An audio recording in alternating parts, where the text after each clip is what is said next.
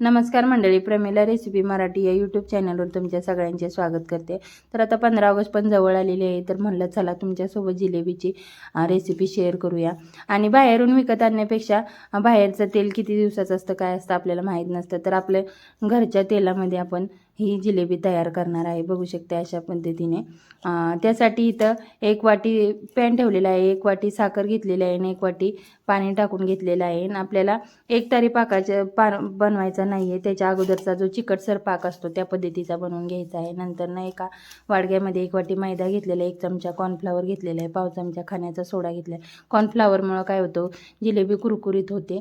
आणि ज्या वाटीने मैदा घेतलेला आहे त्या वाटीनेच अर्ध्या वाटीपेक्षा कमी दही घेतलेलं आहे, ते पण मिक्स करून घेतलेलं आहे। थोडं थोडं पाण्याचा वापर करून इथं रिबीनसारखं बॅटर तयार करून घेतलं आहे, बघू शकते अशा पद्धतीनं।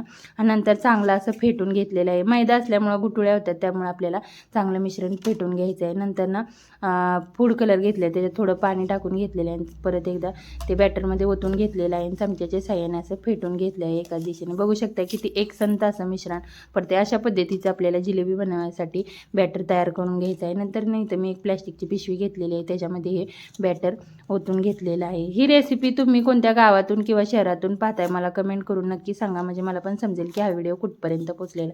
नंतर त्या पिशवीचं तोंड असं बांधून घेतलेलं आहे रबराच्या साहाय्याने असं।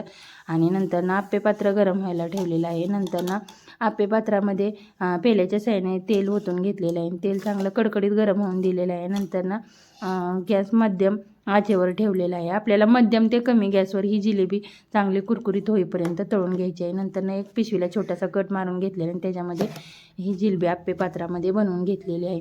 आप्पे पात्रात बनवल्यामुळे जिलेबी तळण्यासाठी तेल पण खूप कमी लागतं। जर तुम्ही कढईत किंवा दुसऱ्या कुठल्या भांड्यात जर तळत असाल तर तेल पण जास्त लागतं, त्यामुळे ते कमीत कमी तेलाचा वापर करून ही आपण जिलेबी बनवलेली आहे। नंतर पलटी करून घेतल्यानंतर जे एक्स्ट्राचं तेल असेल ते बाहेर पडेल, खाली राहील, त्यामुळे आपल्याला ही झाऱ्याच्या साह्यात घेतलेली आहे, काढून घेतलेली आहे। नंतर जो पाक बनवला होता तो त्याच्यामध्ये टाकून घेतलेला आहे।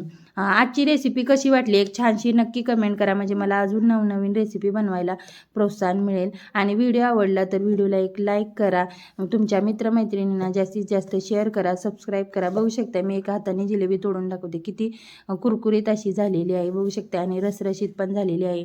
तोपर्यंत मस्त खा, मस्त राहा।